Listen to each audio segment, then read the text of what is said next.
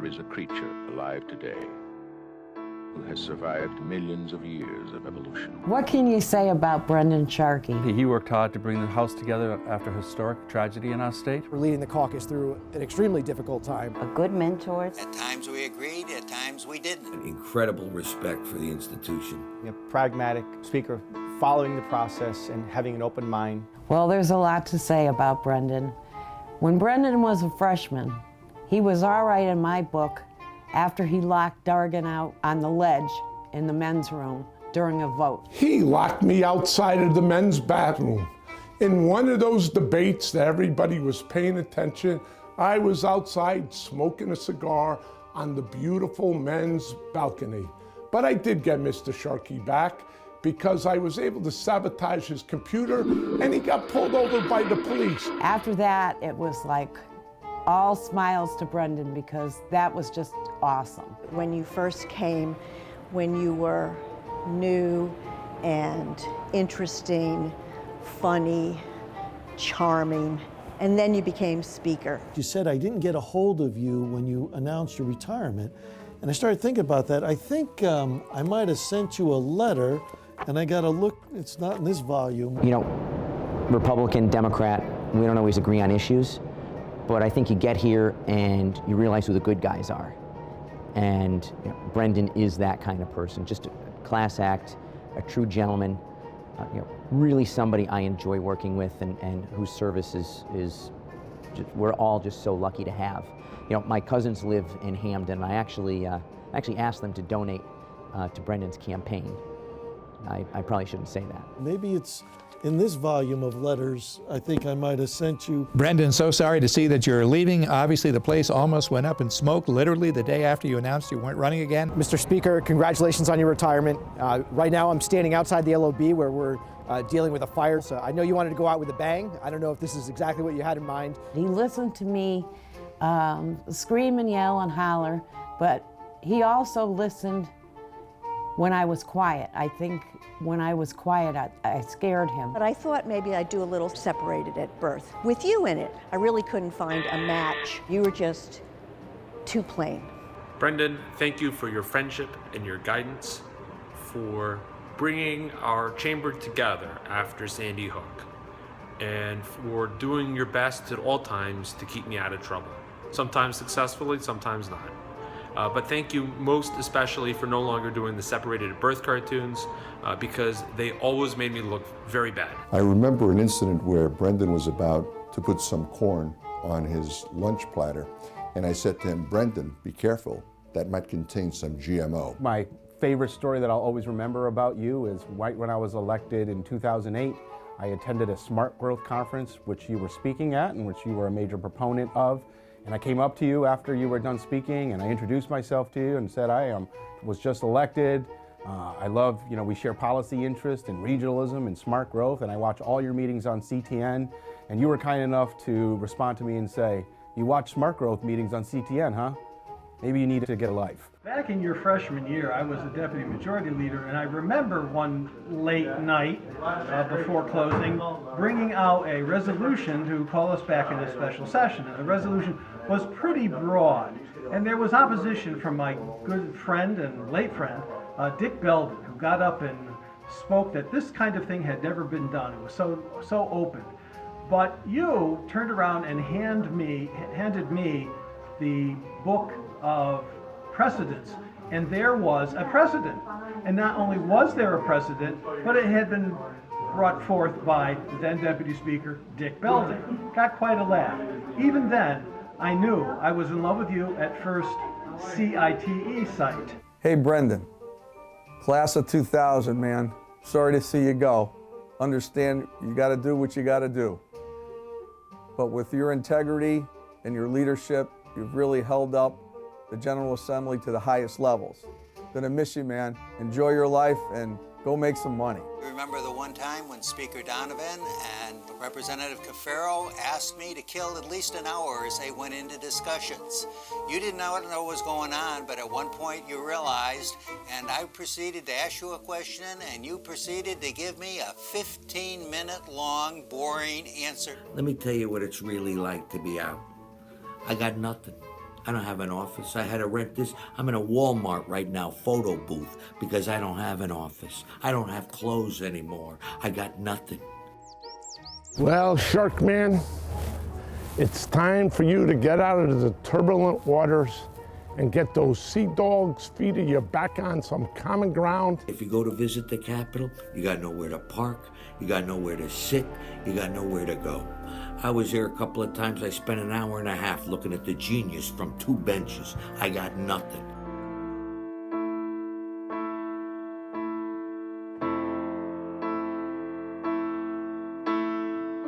Well, say it ain't so. Little Birdie told me that the speaker was not running for re-election. Well, you already know you caught a lot of us off guard, but I just want to say that I respect your decision and that it has been such a great pleasure working with you and being a part of the Hamden delegation with you. And I just want you to know that I wish you all the best as you embark on the next leg of your journey. So enjoy, Godspeed, and God bless. I just want to say congratulations, and I wish you all the best in your future. You know, I know it was a really tough decision not to run again, but I just want to say thank you for all your effort for our caucus. This has been one of the most difficult sessions that I've ever been up here, but I have to say that you showed a lot of class and dignity, and more importantly, I really believe that you protected your caucus with what was going on with the governor's office. It's been a tough several years for us in Connecticut in the General Assembly, and for me, the most important thing, and what I'm so grateful for, is the Speaker's strength, and that he's been so strong for all of us in very, very difficult circumstances. I don't think we could have made it through Newtown or this last budget without the Speaker's leadership and being strong for all of us. So I'm grateful to you, Brendan, for all that you've done, for your leadership, for being there for all of us, for being a rock for this state and for our caucus. He's been like the skipper of a vessel that is going through a furious storm, and he's taken us to the other side, and he's kept his cool, his calm, his composure, and always acted with the utmost professionalism. I wish him well in all his future endeavors. Brendan, I will miss you for your candor, for your humor, for your good heart. I'm not so sure you're going to miss me quite as much. They say that leaders rarely get to choose the issues that define their tenure. Brendan, you have led us through interesting times, challenging times.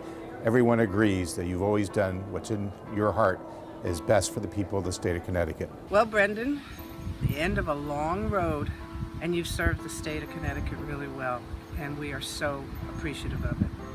You know, I remember back when I first came and you and I were seatmates, and I was just getting to know everybody at the General Assembly.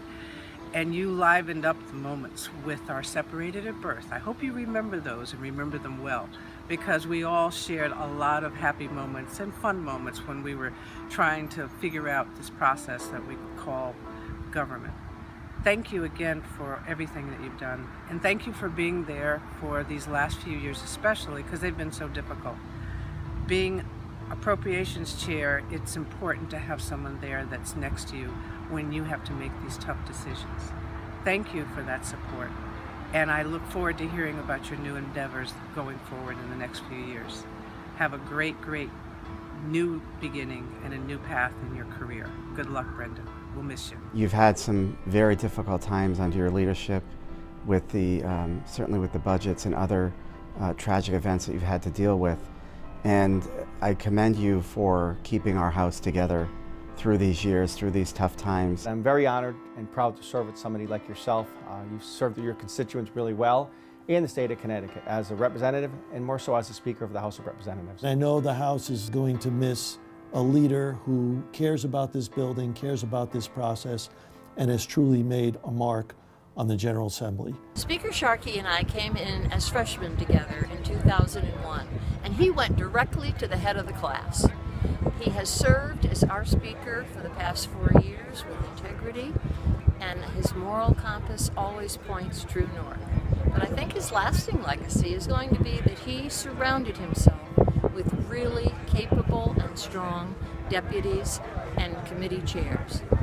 That's the mark of a true leader, and definitely valedictorian material.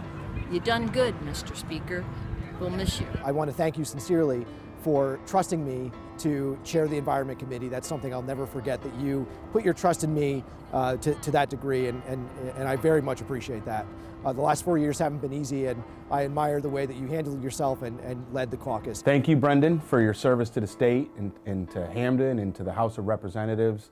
Certainly, I want to thank you for giving me opportunities to get engaged early in my legislative career, whether it was through the Moore Commission or when you were generous enough to appoint me Chairman of Planning and Development for 2 years in only my third term. Gave me a lot of opportunities for growth and personal development here, and I'll always be grateful for that. It has been an honor to work with Brandon as our speaker and also as our leader. Also, I want to say thank you to him for the opportunities that he gave me as a freshman, and I am honored and grateful for those opportunities.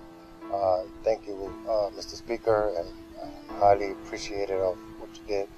Also, I want to wish you the best of luck in your new endeavor, and may God bless you.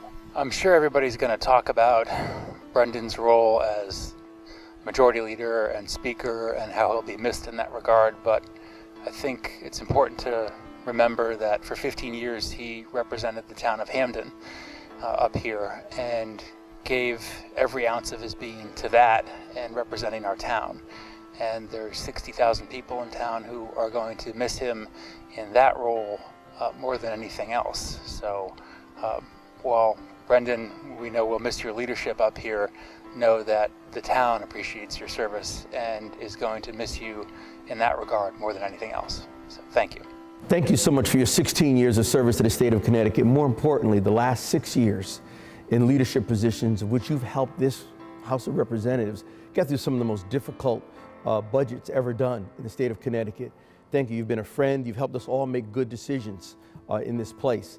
I thank you for empowering me and helping my dream to come true, to become a deputy speaker. And I appreciate that honor serving under you. It is my wish, it is my hope that all of your dreams come true for you and your family. And that, as you wish for more for the state of Connecticut, we wish more for you. I want to thank you for your dedication and your commitment to the entire state of Connecticut, but I also want to thank you for your friendship. You've always supported me, even when we disagreed. Sometimes especially when we disagreed. During the most difficult time in my life was the loss of my son. Brendan was there for me, not as a speaker, as a compassionate friend. And for that, I will always be grateful to him. From here to you, Sharkey, best wishes in your future for you and your family, and I will miss you. I can remember being here in middle school and high school, and when Diane was working up here and kind of keeping an eye on me to make sure I didn't get in any trouble. But I'm just so happy for you guys, and I know you get a chance to enjoy the next chapter of your lives together, and we're all going to miss you, and we look forward to seeing you back here soon. For me, the speaker also is the most relentlessly normal person, and it's just a great joy to be around him, his infectious laugh, and the way he lifts us all up. Thank you for all your service, and thank you for being a friend. Thanks again for the friendship, the camaraderie, and all the good work you've done here. You will be missed, my friend. Good luck to you. May you be happy forever. It's been a pleasure to work with you, and it will be a pleasure to go out together with you. You took on a tough job in tough times. As my dad used to always say about tough jobs, if it were easy, anyone could do it. Be well, my friend. You did a great job here, Brendan. You go down in history. Love you. As we say in Hebrew, Yasher Koach, a job well done. Congratulations. Brendan, I got to tell you, you had a remarkable legislative career, and there's no greater tribute than when somebody leaves that service on their own terms and on top of their game, and certainly you're doing just that. We had a great relationship over our years. We served 6 years in leadership together, two terms as you as majority leader, and it was my honor to then nominate you as speaker. We went through our ups and downs, but I got to say this about you. You are one of the fairest guys I've met, one of the most honest guys I've ever met.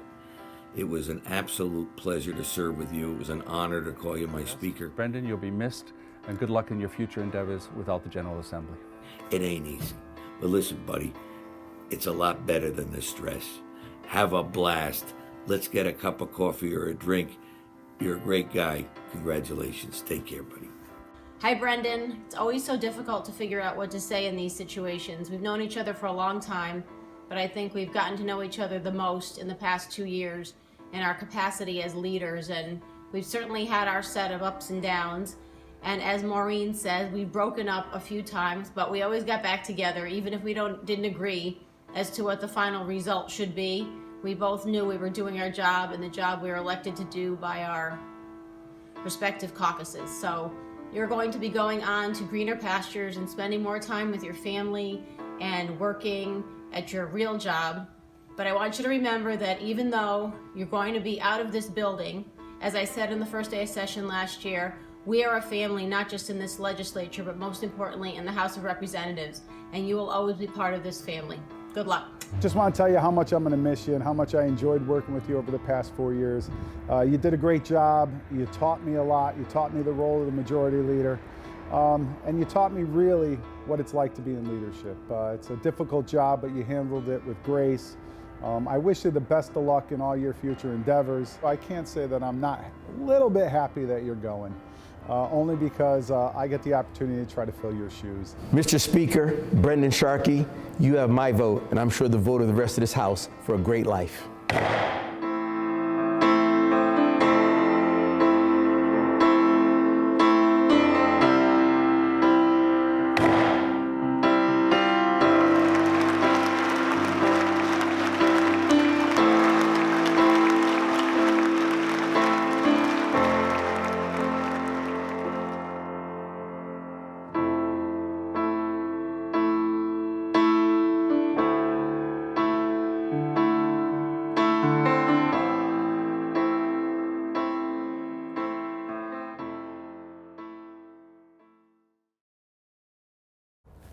And it was good knowing you, Mr. Speaker. Bye-bye now.